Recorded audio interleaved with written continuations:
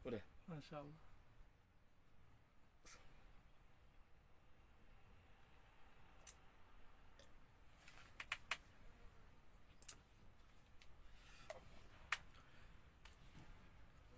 Bismillahirrahmanirrahim. Assalamualaikum warahmatullahi wabarakatuh. Waalaikumsalam. Alhamdulillah wassalatu wassalamu ala nabiyyina Muhammadin sallallahu alaihi wa ala alihi wa ashabihi ajma'in, amma ba'd. Alhamdulillah, ikhwani wa akhwati fillah, dalam kesempatan pagi hari ini yang sangat cerah, alhamdulillah kita berada di Dieng, ya, di Bukit Derikan, negeri atas awan, ya, si Gemplong Raya, Tol Kayangan. Nah, alhamdulillah, terkait dengan jadwal yang sudah rutin, jadwal kajian, Masya Allah, kajian rutin Majelis Ta'lim Al-Fath, guys. Kita melanjutkan dari materi sebelumnya, yaitu materi yang subhanallah dianggap parno bagi sebagian orang, tapi ini adalah ilmu yang temanya adalah edukasi Islam dalam hubungan intim suami istri, ya. Materinya agak hot, tapi harus dibahas karena banyak orang yang mengamalkannya keliru, salah. Nah, karena nggak tahu ilmunya, melakukan suatu cara hubungan suami istri ternyata diharamkan, atau menganggap suatu haram ternyata dihalalkan. Makanya kalau jalan di atas ilmu itu enak. Nah, beramal dengan qala Allah, qala Rasulullah sallallahu alaihi wasallam, Masya Allah, sangat lezat, ya. Agama itu indah, ya. Islam itu asyik. Tatkala apa? Tatkala kita tahu dalilnya, ya. Sebagaimana telah kami sampaikan bahwasanya Allah Subhanahu wa taala telah berfirman, ya, fayastahi minkum wallahu la yastahi minal haq, ya. Dan Allah Subhanahu wa taala ini sebenarnya apa? Gak malu untuk menyampaikan al-haq. Allah gak malu untuk menyampaikan al-haq. Al-haq disampaikan. Nah, dan juga Nabi SAW juga demikian. Nabi SAW bersabda, innallaha la yastahi minal haq, la ta'tun nisa fi adbarihin. Nah, la ta'tun nisa fi adbarihin. Janganlah, Allah Subhanahu wa taala sebenarnya tidaklah malu dari perkara al-haq, dan jangan datangi kaum wanita dari dubur-dubur mereka. Ini menunjukkan bahwasanya mendatangi pasangan dari lubang duburnya adalah sesuatu yang haram. Bahkan dijuluki Nabi SAW termasuk lut as-sughra, ya, termasuk liwat as-sughra, termasuk perbuatan liwat as-sughra. Al-liwat adalah homoseks seperti yang dilakukan oleh kaum-kaumnya Nabi Lut alaihissalam. Al-liwat al-kubra seperti yang dilakukan oleh kaum laki-laki dengan laki-laki, ya, sesama jenis. Yang digunakan, yang dimanfaatkan oleh mereka dengan nafsunya adalah lubang duburnya. Sedangkan laki-laki dengan lawan jenisnya, katakan istrinya, walaupun halal istrinya, tapi melalui lubang duburnya, maka itu juga suatu yang haram. Termasuk al-liwat as-sughra juga diharamkan. Al-liwat as-sughra. Barakallahu fikum. Ini rahimakumullah. Maka perlu disampaikan, ya. Perlu disampaikan. Rahimakumullah. Pernah datang sebagaimana dalam riwayat Imam Ahmad, Tirmidzi, Ibnu Majah dan yang selainnya, ketika datang seorang wanita Ansoriyah, yang wanita ini dimintai oleh suaminya untuk bisa mendatangi pasangannya atau istrinya dari belakang, tapi yang digunakan adalah alat vital atau kemaluan wanita.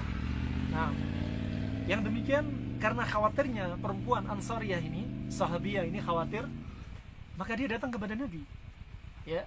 Dia datang kepada Nabi SAW, ya. Apa kata Nabi? La ta'tun nisa'a fi adbarihin. Jangan datangi kaum wanita dari lubang duburnya. Tetapi jika dimaksudkan dubur artinya belakang, dari arah belakang wanita, tapi yang digunakan adalah alat vitalnya, hubungan yang dilakukan hubungan antara suami istri ada alat vitalnya, maka itu sah-sah saja, halal. Nah, asal bukan lubang dubur yang digunakan untuk memuaskan syahwat mereka. Fa ini rahimakumullah jami'an.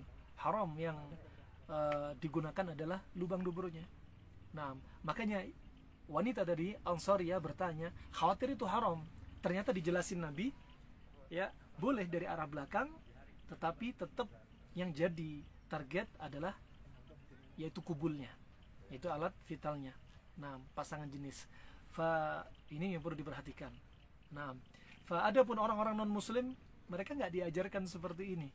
Ya, mereka nggak paham bahwasanya ini adalah perkara yang dilarang, menyelisih fitrah, ya, menyelisih kodratnya manusia. Nah, menyelisih kodrat manusia. Fa yang demikian akan merusak apa? Fitrah, merusak akal.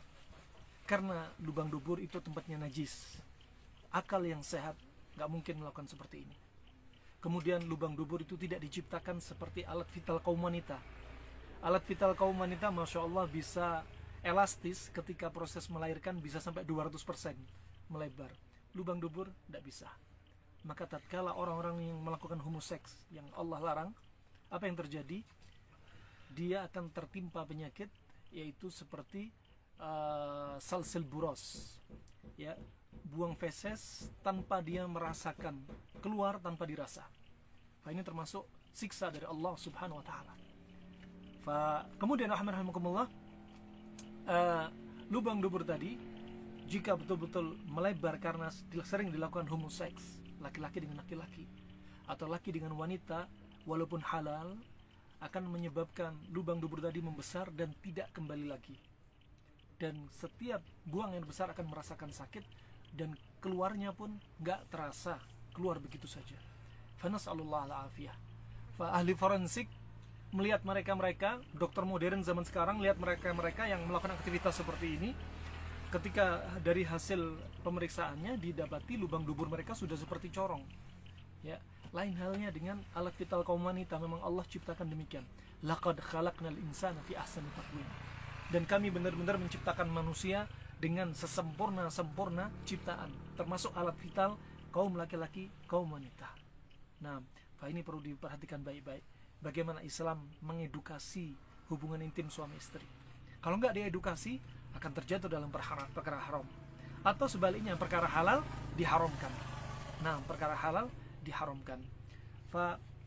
Kemudian sudah kita sebutkan pula bahwasanya tujuan inti dari pasangan itu hubungan intim adalah, yang pertama adalah hifdzun nasl, untuk menjaga turunan, dan yang kedua ada ikhrajul ma'il ladzi yadhurru ihtibasuhu ihtiqanuhu bi jumlatil badan, ya, bahwasanya yang kedua mengeluarkan cairan, yang cairan itu sangat berbahaya kalau ditahan di tubuh dan tidak dikeluarin. Nah, termasuk cairan itu adalah cairan mani. Karena cairan mani kalau tertahan di dalam tubuh, ya, yang mana cairan mani ini sifatnya adalah harun rotbun, panas lembab, maka kata Ibnu Qayyim, kalau nggak dikeluarin akan menimbulkan waswas wal junun. Makanya kaum istri, hati-hati. Kalau suami minta dilayanin, kemudian Anda tidak melayanin, nggak ada udzur syar'i pada diri Anda, hati-hati. Kenapa? Tergolong dalam dosa besar. Tergolong dalam dosa besar karena berdampak kepada kaum laki-laki. Kaum laki-laki jika tidak dilayani, mata mereka akan jelalatan. Sebaliknya kalau dilayani, mata mereka tertunduk karena ketakwaan kepada Allah Subhanahu wa taala. Itu pentingnya. Nah, kalau nggak dilayanin juga, coba apa kata Rasulullah sallallahu alaihi wasallam, idza da'a ar-rajul imra'atahu fa'abat, ya, ila firashihi fa'abat, ya, la'anat al-malaikah hatta tusbih. Nah, subhanallah, kata Rasulullah, jika seorang lelaki minta dilayanin oleh istrinya, tapi wanita ini enggan untuk melayani, tidak mau, padahal nggak ada udzur syar'i, sakit enggak, ya, kemudian haid dan nifas juga enggak, ya, dia sengaja memang nggak mau sama suaminya.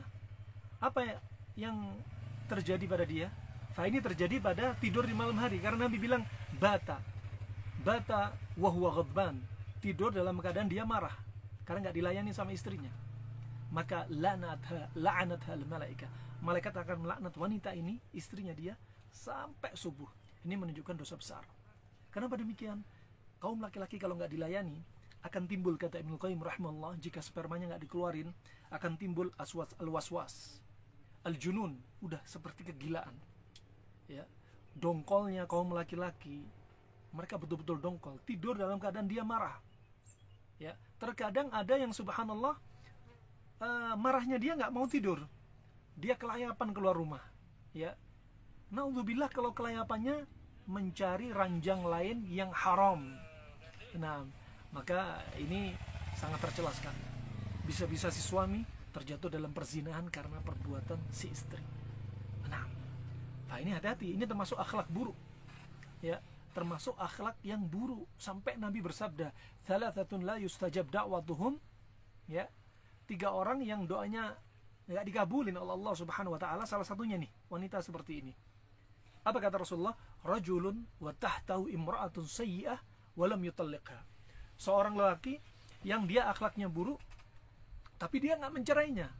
Termasuk akhlak yang buruk dari wanita ini, dari istri ini yang nggak mau melayani suaminya. Nasallallahu al-afiyah. Beberapa hari lalu kita dapati seorang bapak-bapak umur sekitar 60 tahun, dia mengaku 20 tahun istrinya nggak pernah melayani dia. Nasallallahu al-afiyah. Ini termasuk ciri-ciri istri yang harus dicerai. Kenapa? Karena akan menyebabkan doa si suami nggak dikabulin oleh Allah Subhanahu wa taala. Makanya rata-rata Nabi SAW setelah Idul Fitr, Idul Adha, sering menasihati kaum wanita. Kenapa? Karena kaum wanita mayoritasnya mereka jadi penghuni neraka. Nabi menyampaikan agar mereka selamat dari neraka. Nah, ini termasuk edukasi seperti ini adalah dari Nabi SAW, bahwasanya penting kalau sperma wanita kaum laki-laki nggak dikeluarin akan menimbulkan was-was, al-junun, ya, kegilaan. Kemudian disebutkan as-sara, ayan. Coba kenapa? Karena sifatnya mani itu panas, lembab, sehingga naik ke kepala, maka yang terjadi demikian. Wah, ini pembahasan kedokteran Arab klasik. Bahkan subhanallah, ya, kalau ihtibasuh, kalau spermanya dalam waktu panjang berbulan-bulan, ya, bahkan lebih dari 1 tahun nggak dikeluarin, maka sperma tadi apa? Istahala ila kaifiyatin summiyatin tujibu amradan radiatan kama dzakarna. Kalau nggak cepat dikeluarin sperma tadi yang sifatnya panas lembab, akan menjadi racun, yang racun ini akan menyebabkan penyakit pada kaum laki-laki. Nasallallahu alaihi. Ya, fa juga demikian alma idza lam tunzah, ya, sperma kalau nggak dikeluarkan, maka apa? Sumbernya akan hilang, maka dia akan habis. Nah, makanya perlu sumber air biar tetap nyumber, dikeluarin dari sumurnya. Ini sumur, ada sumber, dibuang airnya terus, maka saat itu sumber akan terus ngalir. Sebaliknya, kalau air dalam kondisi lama sekali dan sumur ini nggak dikuras, nggak diambil airnya, akan ada saatnya sumber itu akan mati karena dia sudah nggak ngalir. Demikian kaum laki-laki, ya, kalau spermanya nggak dikeluarin, maka sumber atau pabrik sperma akan berhenti. Nasallallahu afiyah. Juga disebutkan bahwasanya akan terjadi insidat fi majariha, akan terjadi sumbatan-sumbatan di saluran-saluran sperma tadi. Nasallallahu afiyah. Fa taqallasa dzakaru, dan akan menjadi pengecilan pada alat vital kaum laki-laki. Fa ini rahman wa rahmakumullah jami'an. Perlu diperhatikan nih. Ternyata Islam dan ahlinya betul-betul menjelaskan dengan rinci, dengan detail, ya, bahayanya apa. Kalau kelebihan, kalau kekurangan, maka akan ada masalah, ya. Kalau kelebihan terlalu sering akan jadi masalah. Orang yang terlalu sering hubungan intim, maka masalah yang muncul diantaranya adalah apa? Kehilangan kelembapan dalam tubuh terlalu banyak. Saraf-saraf akan melemah, ya. Prostat akan membesar. Nah, kemudian hafalan berkurang. Nah, dan dia akan terjadi proses penuaan lebih cepat. Nah, adapun yang ekstrem kiri, yang sama sekali nggak digunakan, akan berdampak seperti yang kita sebutkan di atas. Kegilaan, was-was, ayan, kemudian sperma menjadi racun, kemudian sumbatan-sumbatan, kemudian akan terjadi apa? Pengerutan, pengecilan pada alat vital. Nasallallahu afiyah. Maka yang enak di tengah-tengah. Bimbingan Ibnu Qayyim rahimahullah taala yang beliau sampaikan, berapa kali sih hubungan intim? Apakah perlu kita jadikan rutinitas? Ya, misalkan 3 hari sekali, sepekan 2 kali, atau setiap hari bagi pasangan muda yang baru menikah. Nah, kalau menurut Ibnu Qayyim rahimahullah, yang paling maksimal, paling efektif kapan? Yaitu tatkala syahwat kita numpuk, membludak, saat itu adalah sperma yang paling baik. Ya, dibuang pada tempat yang halal. Ya, yang mana itu adalah termasuk aktivitas ibadah, sedekah. Nah, perkara yang boleh menjadi ibadah. Subhanallah. Ini yang sangat baik teori Ibnu Qayyim. Jadi apa? Terkesan tidak memaksakan diri. Kalau orang merutinkan, sedangkan dia nggak ada syahwat, sedangkan dia dalam keadaan capek, dalam keadaan lemah, maka hasilnya tidaklah maksimal. Sperma bisa waktu itu bisa lebih encer, ya. Kemudian bisa terjadi ejakulasi dini, kemudian juga bisa spermanya nggak sehat misalnya. Tapi ketika syahwat memuncak, ketika dalam keadaan yang kondisi paling baiknya dia, ya, sperma lebih kental, kemudian dorongan lebih kuat. Nah, ketika terjadi yaitu orgasmenya, dorongan lebih kuat, kemudian juga sperma dalam kondisi sehat. Wah, ini hikmahnya, barakallahu fikum. Fa rahimani rahimakumullah jami'an. Sekali lagi, ya, kaum istri harus bisa menjaga pandangan suami dengan melayani suaminya di atas ranjang. Sampai-sampai dikatakan para ulama salaf, ya, rahimahumullah, mereka mengatakan, ya, atqahum atau aqwahum fil firash atqahum. Nah, orang yang paling kuat di ranjang adalah orang yang paling bertakwa kepada Allah Subhanahu wa taala. Itu yang paling kuat. Ya, kok bisa? Apa hubungannya? Orang yang bertakwa selalu menundukkan pandangan mata. Ya, dari pandangan-pandangan yang haram, dunia nyata, dunia maya. Masya Allah, saat itu ketika diranjang, dia adalah orang yang paling kuat, ya, melayani istrinya. Nah, atau menerima ajakan istrinya atau sebaliknya. Kenapa demikian? Karena syahwat dia dilampiaskan kepada perkara yang halal saja. Nah, ini rahimakumullah. Kalau ada orang merasa nggak puas dengan istrinya, ya, merasa dia nggak bisa maksimal dengan istrinya, jangan salahkan istri, tapi salahkan diri kita. Apa maksiat yang sudah kita lakukan? Mungkin karena perbuatan mata kita, ya, kita bisa jadi orang yang subhanallah jadi ejakulasi dini, jadi frigid, ya, jadi subhanallah orang-orang yang subhanallah nggak punya wibawa di hadapan kaum wanita. Nas'alullah al-afiyah. Ini perlu diperhatikan. Nah, perlu diperhatikan. Nah, sekali lagi, nasihat dari Rasulullah rata-rata dari perempuan, untuk perempuan memang. Kenapa? Karena banyak celah-celah yang iblis ganggu mereka. Banyak celah-celah yang setan ingin menjadikan ini sering minta cerai kaum wanita. Kenapa? Karena memang yang diganggu perempuan. Kenapa demikian? Karena mereka, kata Rasulullah, faktor naqs aql wad din, akal dan agama lebih banyak pada perempuan. Ya, kaum wanita haid dan nifas. Ya, berapa waktu sudah nggak sholat? Nah, berapa waktu sudah nggak puasa? Lain dengan kaum laki-laki. Ini fitrah. Persaksian kaum wanita dan persaksian kaum laki-laki beda. Harta waris diterima kaum laki-laki dan sama wanita beda. Memang dalam Islam dibedakan, nggak bisa dikatakan emansipasi wanita sehingga semuanya harus sama. Nah, makanya Rasulullah sering mengingatkan kepada kaum wanita. Namanya sering diingatkan, jangan bilang kok wanita terus. Kenapa nggak laki-laki? Laki-laki juga punya kekurangan. Tapi ingat, wanita ini lebih banyak dinasehatin oleh Rasulullah SAW. Karena pintu-pintu celah setan masuk begitu banyak. Berapa banyak kasus perceraian terjadi karena kasus wanita yang sering minta cerai. Padahal Nabi SAW telah bersabda, "Man talabat talaq min ghairi kunhu lam yarah raihatal jannah." Barang siapa yang minta cerai, kaum wanita minta cerai, ya, gak ada alasan syar'i, dia minta cerai, maka dia gak bisa mencium bau surga. Padahal bau surga bisa dicium apa? Min masafa arba'ina sanatan. Dalam riwayat yang lainnya, bau surga bisa dicium dari jarak 40 tahun. berarti wanita minta cerai hukumnya dosa besar. Ingat, jangan coba-coba minta cerai kalau nggak ada alasan syar'i kaum wanita untuk minta cerai. Lain halnya, suami nggak sholat minta cerai, silakan. Suami mabuk minta cerai, silakan. Suami zina minta cerai, silakan. Ya, suami sesat, silahkan minta cerai. Suami nambah istri, jangan minta cerai. Nggak boleh. Bukan alasan syar'i untuk Anda minta cerai. Nah, bukan alasan syar'i. Karena itu termasuk apa? Syariat Islam.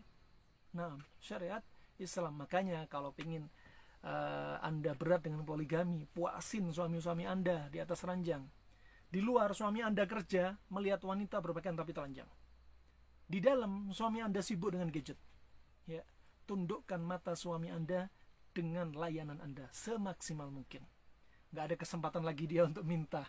Udah capek dengan permintaan Anda. Nah, apa ini? Mindsetnya perlu dibenerin.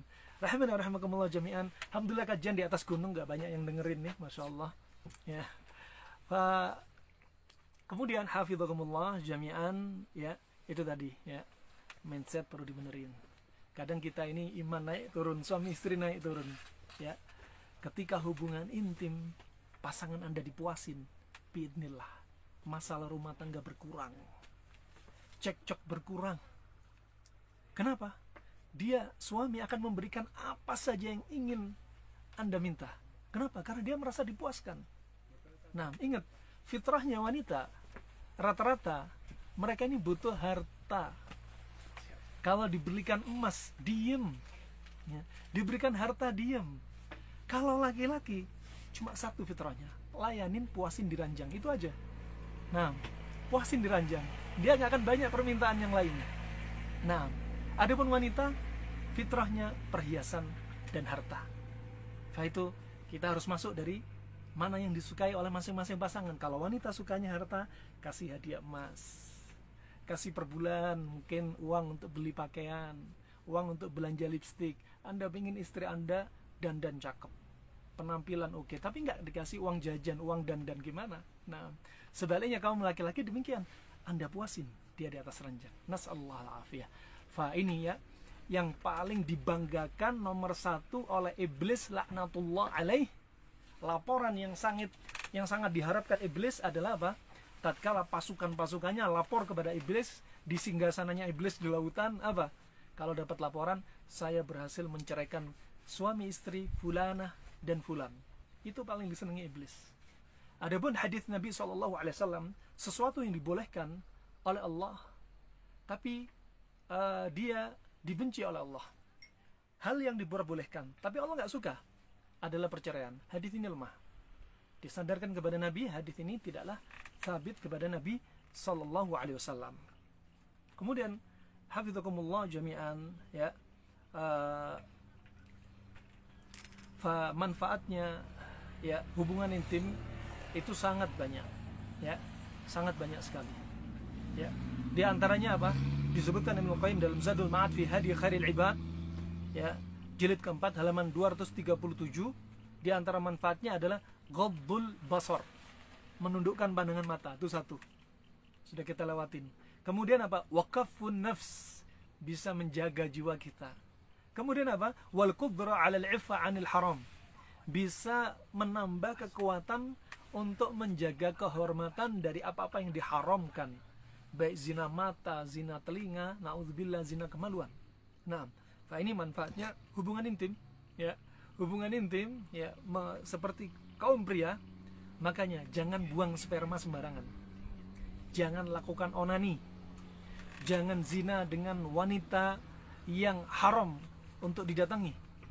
Nah, makanya walaupun dia hina, tapi keluarkan pada tempat yang halal. Nah, keluarkan pada tempat yang halal. Onani haram. Bagi yang bujangan, jomblo ataupun jones, ya, jomblo yang ngenes nggak nikah ini, ya, ataupun bagi suami yang jauh dari istri kemudian dia onani, haram. Onani yang diperbolehkan hanya satu, ya, jika istri Anda halal, haid dan nifas, istri halal Anda haid dan nifas, maka jika Anda ingin mendatangi dia, tidak boleh mendatangi lubang kemaluan ataupun lubang duburnya. Tapi istri boleh memainkan membantu memuaskan suami agar dia bisa membuang spermanya dengan bantuan si istri. Ya, seperti disebutkan oleh para ulama, bisa bantuan tangannya, bisa anggota tubuhnya, yang jelas bukan kubul wala dubur, bukan kemaluan juga bukan lubang duburnya. Ini yang halal, itu saja. Fa ini rahimakumullah, ya, air mani sebagaimana disebutkan Allah, ya, ma al-mahin, air yang hina. Ya, tapi hina-hinanya jangan dibuang sembarangan. Ya, gunakan pada tempatnya, gunakan untuk mendatangkan keturunan dengan izin Allah Subhanahu wa taala. Nah, fa Allah Subhanahu wa taala, Nabi SAW telah bersabda sebagaimana dalam hadis yang sahih mengajarkan kepada kita, Allahumma inni a'udzubika min syarri sam'i wa min syarri basari wa min syarri nafsi wa min syarri qalbi wa min syarri mani. Ya Allah, aku berlindung kepadamu ya Allah dari jeleknya pendengaranku, dari jeleknya penglihatanku, dari jeleknya jiwaku, dari jeleknya hatiku, dan dari jeleknya spermaku. Wah, ini subhanallah, sampai diajarin. Coba, agama Islam betul-betul agama yang betul-betul mengangkat tinggi pemeluknya dengan mengajarkan ilmu, ya, biar apa? Biar semuanya itu bermanfaat, bernilai ibadah, dan tidak menimbulkan malapetaka dunia wal akhirat. Kemudian bimbingan Nabi SAW bahwasanya bagi mereka yang siap atau mampu menikah, untuk segera menikah, ya, untuk segera menikah. Makanya Nabi telah bersabda dari hadis Abdullah bin Mas'ud muttafaqun alaih, ya, kata SAW, ya ma'syar syabab, wahai para pemuda, man istata'a minkumul ba'a, barang siapa di antara kalian punya kemampuan untuk mendatangi lawan jenisnya, falyatazawwaj, maka nikahlah. Ya, maka nikahlah. Ya, fa innahu aghaddu lil basar, karena nikah itu lebih menundukkan pandangan mata. Ya, wa ahsanu lil farj, dan lebih menjaga kemaluan. Ya, wa man lam yastati' fa alaihi bisawm fa innahu lahu wija. Kalau enggak mampu untuk menikah, ya sudah puasa, karena puasa itu adalah benteng. Coba Nabi sebutkan apa tadi? Karena dia lebih menundukkan pandangan mata dan lebih menjaga kemaluan. Kenapa Nabi sebutkan pandangan mata dan kemaluan? Karena ada kaitannya. Ya, mata dan kemaluan ada kaitannya. Mata jika melihat maksiat, ya, mata jika melihat maksiat, ya, melihat wanita berpakaian tapi telanjang, dunia maya, dunia nyata, maka kemaluan itu akan membenarkan atau mendustakannya. Nah, dari pandangan mata ini, ya, setan melepaskan anak panahnya masuk ke mata kita, kemudian dimasukkan ke dalam hati. Di hati diproses, hati dan akal bertautan, terjadi proses, baru dibenarkan atau didustakan dengan tangan, kaki, atau kemaluan. Dengan kaki melangkahkan ke tempat-tempat yang haram, ya, dengan tangannya dia melakukan janjian dengan wanita sasaran dia. Dengan kemaluannya saat itu terjadi, dia benar-benar membenarkan apa yang sudah dia lihat. Nas'alullah al-afiyah. Nah, fa ini rahimani wa rahimakumullah jami'an.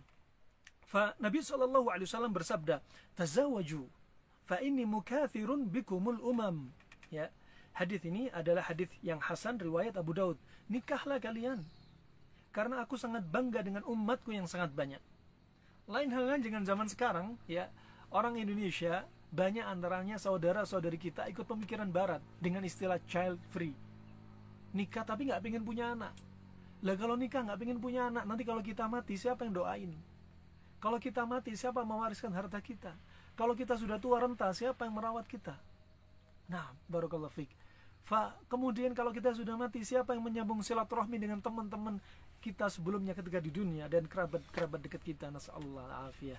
Ini pemikiran-pemikiran barat yang harus diinyahkan. Mereka memang nggak suka punya turunan, mereka memang senangnya senang-senang saja, foya-foya saja. Al-walad rahmah, anak itu rahmah. Ya, kalau kita punya anak, saat itu kita dilatih sayang. Ya, coba kalau Anda dari nggak punya anak, kemudian punya anak pertama, anak Anda jatuh, apa yang Anda rasakan?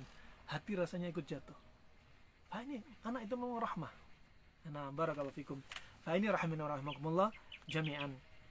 Kemudian bahkan Ibnu Abbas dalam riwayat Imam Bukhari dari hadis Sa'id bin Jubair dari Ibnu Abbas, yang ini merupakan ucapan Ibnu Abbas. Apa kata Ibnu Abbas? Khairu hadhil ummah aktsaruha nisaan. Sebaik-baik umat ini adalah kalian yang istrinya paling banyak. Nah, tuh hati-hati tuh. Ucapan Ibnu Abbas di zaman ini akan dihapus dari media maya. Kenapa? Karena orang nggak mau poligami. Sehingga ucapan Ibnu Abbas ini menjadi provokator ya bagi kaum laki-laki. Ini ucapan sahabat. Kata Ibnu Abbas, sebaik-baik kalian adalah yang istrinya banyak. Nah, istrinya banyak. Apalagi subhanallah, zamannya Dajjal keluar. Dalam riwayat Imam Muslim disebutkan perbandingan laki dan wanita 1:40. Dalam riwayat 1:50. Dalam penelitian WHO, setelah kasus pandemi, ternyata sekarang sudah 1:40. Sudah terjadi, nggak lama lagi Dajjal keluar. Nah, ini rahimana rahimakumullah jami'an. Kemudian termasuk yang disampaikan Nabi SAW dalam riwayat Imam Bukhari, ya, bahwasanya dari Anas bin Malik, kata Nabi SAW, inni atazawwaju an-nisa wa ana aqum wa ana asum wa ana aqum wa anam wa aqum wa asum wa aftir faman raghiba an sunnati falaysa minni. Tatkala itu ada 3 orang. Yang satunya ketika melihat Nabi, ya, Masya Allah, bagaimana hidupnya Nabi, mereka mengatakan, kalau gitu aku nggak akan menikah, aku akan sibuk ibadah. Yang satu lagi bilang, kalau gitu aku akan puasa terus-menerus, nggak usah buka. Yang satu lagi mengatakan, kalau gitu aku mau sholat malam terus, nggak usah tidur. Kemudian dibantah sama Nabi. Adapun aku menikahi wanita. Nabi SAW istrinya 9, yang sebelumnya 11. Nah, istrinya 9. Nabi SAW ini kekhususan Nabi. Karena kekuatan fisik Nabi tidak seperti kekuatan fisik kita. Kekuatan fisik Nabi beberapa kali lipat kekuatan fisik sahabat. Nabi SAW mendatangi istrinya dalam semalam 9 istrinya. Kadang dengan sekali mandi, kadang setiap satu istri 1 kali mandi. 9 istri, digilir hanya 1 malam. Lantas kita kapan? Setiap malam kita melakukan? Tidak. Nah, Nabi, subhanallah, ini kekuatan Nabi. Adapun disebutkan dalam riwayat, Nabi Sulaiman bisa mendatangi istrinya semalam 100 istri. Nabi Daud 1000 istri. Masya Allah. Ini kekhususan para Nabi. Ya, manusia hanya dibatasi 4 saja. Nah, hanya dibatasi 4 saja. Wah, ini hak. Nah, hak artinya apa? Kita itu memang fitrahnya menyukai wanita. Nah, menyukai wanita. Bahkan Nabi sendiri mengaku dirinya suka dengan wanita, sebagaimana dalam hadis yang sahih riwayat Imam Nasai, kata Nabi SAW, hubbiba ilayya min dunyakum an-nisa wat-tib. Yang paling kucintai dari dunia kalian yaitu apa? Wanita dan minyak wangi. Ini disukai Nabi, wanita dan minyak wangi. Nah, bukan aib. Ada sebagian agama, Masya Allah, tokoh-tokoh agama mereka, kalau menjadi tokoh agama mereka nggak nikah, diharamkan nikah bagi mereka. Lantas apa yang terjadi? Lihat, terjadilah apa yang terjadi.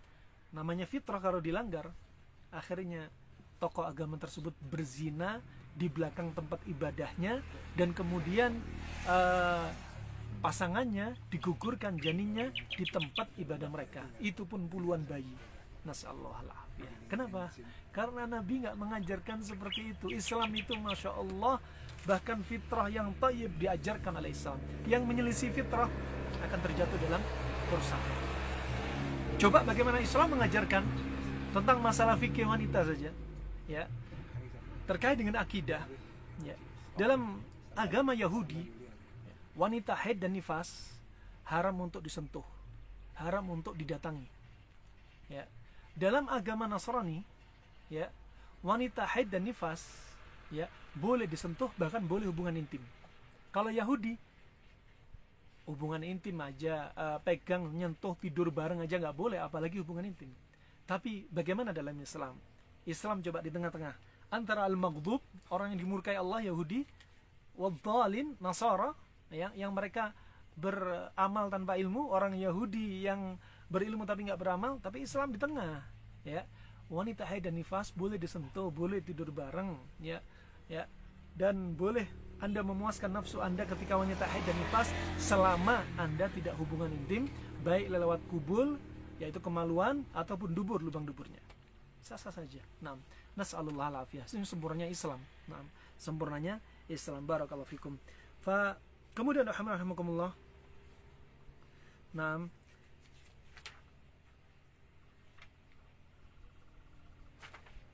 Taib. Insyaallah pertemuan berikutnya kita akan lanjutkan untuk pernikahan yang dipilih perawan atau janda. Akan kita bahas. Dibahas dalam Islam, perawan atau janda. Kenapa milih perawan? Ternyata ada disebutin Nabi SAW. Apa kata Nabi? Alaikum bil abkar fa innahunna a'dzabu afwahan. Hendaknya kalian memilih perawan karena bibirnya itu sangat segar. Coba Nabi nyebutin, artinya apa? Jangan dianggap sesuatu yang tabu. Nabi yang menyampaikan nih. Kemudian kalau pilih janda, apa keutamanya? Ada keutamaan menikahi janda seperti keutamaan diantaranya siang jihad fisabilillah, ya, siang juga dia jihad fisabilillah, siangnya puasa, malamnya seperti sholat malam terus menerus, masya Allah. Ini keutamaannya, ya, menafkahi dan menikahi kata Imam Nawawi rahimahullah. Ini saja insyaallah. Semoga Allah muliakan saya, muliakan Anda semua, ya. Sekali lagi, ilmu itu layak disampaikan, nggak boleh disembunyikan. Menyembunyikan ilmu berarti dosa besar. Ini termasuk ilmu, dan Allah tidak malu untuk menyamakan ilmu, dan ilmu itu adalah hak. Ilmu adalah al-haq. Barakallahu fiik. Juga yang kita bahas hubungan intim, dia harus pakai selimut atau telanjang, dibahas. Sekali lagi ikuti pertemuan berikutnya. Kita lihat, mungkin ada pertanyaan. Ada pertanyaan nggak di situ? Nggak ada. Nggak ada pertanyaan. Kita lihat. Ada pertanyaan, silakan. Barakallahu fiik.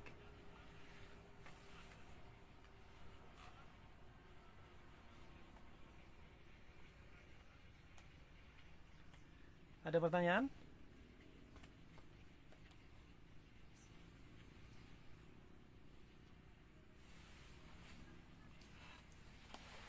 Om Gusman. Assalamualaikum. Waalaikumsalam warahmatullahi. Baru gabung materinya udah gini. Berat. Rambut antum hitam lagi nanti. Ini caranya ngecat gimana ya? Dicat aja. Tapi ada pertanyaan nih, Assalamualaikum Ustaz, bagaimana agar menjaga hubungan suami istri tetap seperti di awal pernikahan? Apakah ada doa khusus? Doa nggak ada.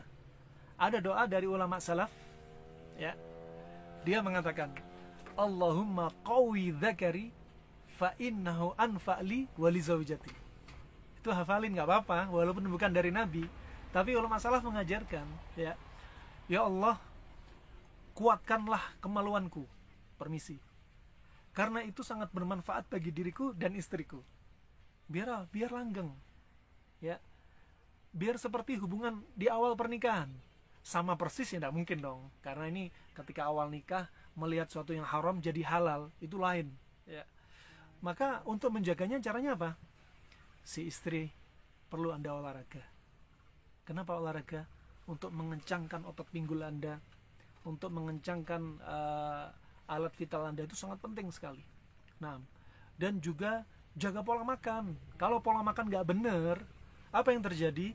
Akan sering banyak timbul kelembapan di alat vital sehingga terjadi keputihan. Kalau sudah keputihan, tentunya nggak asyik. Itu. Kemudian tidak lupa awal ketika hubungan intim, pola makan dijaga. Kemudian olahraga penting, kemudian jangan terlalu sering. Terlalu sering juga nggak bagus. Terlalu sering juga nggak bagus. Makanya paling enak di tengah-tengah. Khairul amr awsatuha. Kemudian bagi kaum wanita, biar laki-laki puas dan wanita puas, hendaknya kaum laki-laki tidak egois, nasihatin pada mereka. Dan hendaknya kaum wanita ini, ya, biar mereka yang mengalami orgasme terlebih dahulu. Karena wanita bisa orgasme berkali-kali, bisa sekali berhubungan intim dengan suami, bisa 1 kali, 2 kali, 3 kali, 4 kali. Itu mudah bagi kaum wanita. Biar mudah bagi kaum wanita, apa yang perlu Anda lakukan? Anda harus pupuk rasa cinta Anda kepada suami Anda. Kalau sudah benci, gak ada rasanya, ingin hubungan intim atau melayani suami Anda. Itu penting, harus dijaga. Ingat, selalu terus puji suami Anda, biar hati Anda dipupuk semakin cinta pada dia. Nah, puji, Masya Allah. Dan servis, kalau dia mau berangkat kerja bekelin, kalau dia lagi kerja di chatting, dia lagi touring kemana di chatting, lagi di mana, gimana kesehatan, itu penting dipupuk cinta ya. Sebelum hubungan intim bikin janji, itu penting ya. Kemudian juga tidak mengapa melakukan perawatan alat vital ya, seperti merendam daun sirih ya. Daun sirih sifatnya panas, tapi jangan terlalu sering. Kalau terlalu sering pakai daun sirih, lama-lama alat vital terlalu kering, maka akan timbul pelecetan, dan demikian tidak baik. Nah, juga lakukan sebelum hubungan intim dengan melakukan foreplay. Nah, ini namanya muda'abah ya. Di antaranya ada yang mengatakan hukumnya foreplay sunnah, ada yang mengatakan bukan bagian dari sunnah. Perkara yang boleh-boleh saja, akan kita bahas di lain kesempatan. Nah, insyaallah itu, barakallahu fiik. Kemudian pertanyaan berikutnya, bismillah, jadi bertanya, apakah boleh wanita haid dipuaskan oleh suaminya? Boleh. Anda minta pada suami Anda sedang haid, Anda sedang nifas. Orang sedang haid biasanya sensitif, mudah marah, mudah tersinggung, dan sebenarnya ketika dia haid ada perubahan hormon, saat itu dia sebenarnya sedang naik-naiknya syahwat dia ya. Oleh karena itu apa? Silahkan minta dipuasin dengan cara yang halal. Cara yang halal artinya apa? Bukan memasukkan alat vital ke lubang kubul, yaitu alat vital kaum wanita atau duburnya. Ya, permisi akramakumullah, terpaksa kami sebutkan, misalkan dengan memainkan permisi kelentitnya atau klitoris kaum wanita. Nah, dan dibahas dalam Islam. Ya, dibahas dalam Islam, barakallahu fiik. Nah, kemudian yang berikutnya, pertanyaan ketiga, bagaimana caranya agar seorang istri bisa melayani seorang suami 5 tahun lebih muda agar di kemudian hari tetap bisa seperti seumuran?